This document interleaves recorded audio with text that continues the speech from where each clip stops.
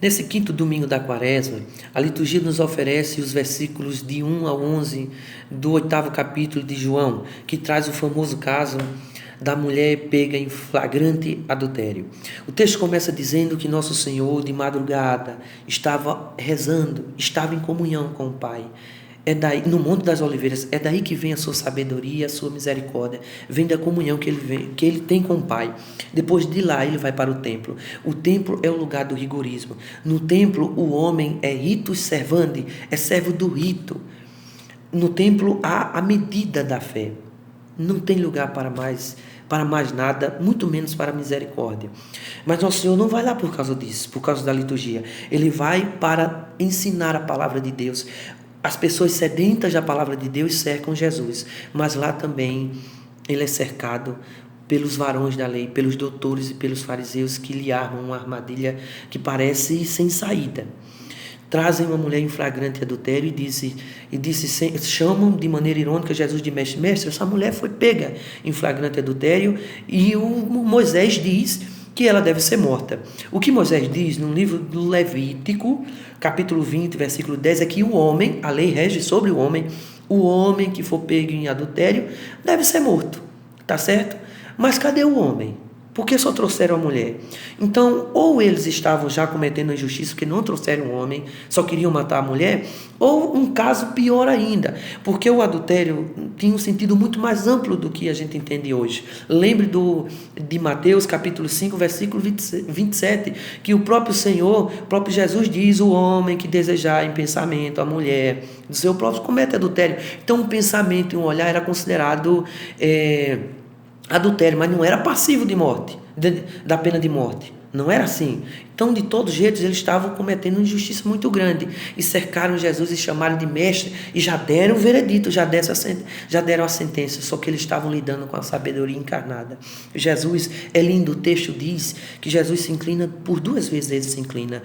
É a kenosis da palavra de Deus, é a kenosis de Jesus que assume o lugar daquela mulher sofredora, uma mulher cercada por varões, uma mulher sem voz. Eles não dão voz à mulher, a mulher já está condenada, e a lei dizia que o apedrejamento era assim: enterrava a pessoa até a cintura, e depois lascava a pedra nela. Quem estava enterrado eram esses homens, enterrados pela lei. E como Nosso Senhor não dá a resposta logo, porque as respostas prontas, os clichês, as respostas espontâneas, elas não vêm de Deus. As nossas respostas devem vir do tempo, da oração e do Espírito Santo. Então ele não dá crédito, ele não dá papo para ele, não quer participar, porque ele não é um juiz que condena. Jesus veio para salvar, não para condenar. Mas eles insistiram e Jesus, escrevendo no chão, é fantástico. Tem tantos livros que questionam o que foi que investiu, o que foi que ele escreveu. O sentido não é esse. Como eles chamaram Jesus de mestre, Jesus escreveu com o dedo na areia, inclinando-se. Isso é um gesto profético para dizer: o escriba, ele escrevia a lei, o doutor da lei escrevia a lei, as interpretações da lei. Então Jesus escreve na areia para dizer que diante da vida humana, qualquer doutrina, qualquer catecismo, inclusive a palavra que ele estava usando, a Sagrada Escritura, deve ser levado como poeira. Ela se desfaz como a poeira, porque diante da vida humana não tem lei. A lei é salvar a vida humana. Então Jesus dá as respostas que ele não esperava.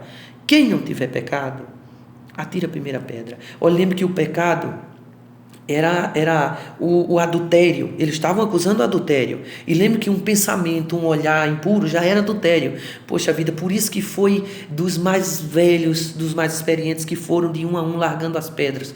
Porque quanto mais vida, mais pecado. Imagine quantos olhares impuros aqueles homens tiveram na vida deles. E eles viram que eles estavam diante da sabedoria de Deus. Desse texto também é um midrash do livro do profeta Daniel, capítulo 13, que lembra Daniel que livra Susana, Susana era inocente, acusada por velhos, por anciãos, Ele livra uma mulher que era inocente. Jesus é mais sábio ainda, que livra uma mulher que era culpada. Essa mulher era culpada. Por isso que depois ele se rebaixa, ele se inclina para assumir o lugar dela. Mas ele se ergue como juiz de misericórdia e diz: olhe, vá e não peques mais. Ou seja, essa mulher era pecadora, ele era culpada, mas nem por isso ela merecia morrer. E essa mulher morreu realmente, mas morreu para o pecado. Tanto é que ela professa a fé. Ela diz: ninguém, Senhor, me condenou. Senhor é o título, é um título de Jesus como Deus. Ela reconhece que Jesus é Deus e tem uma vida nova. Para Jesus sempre há uma vida nova nos esperando.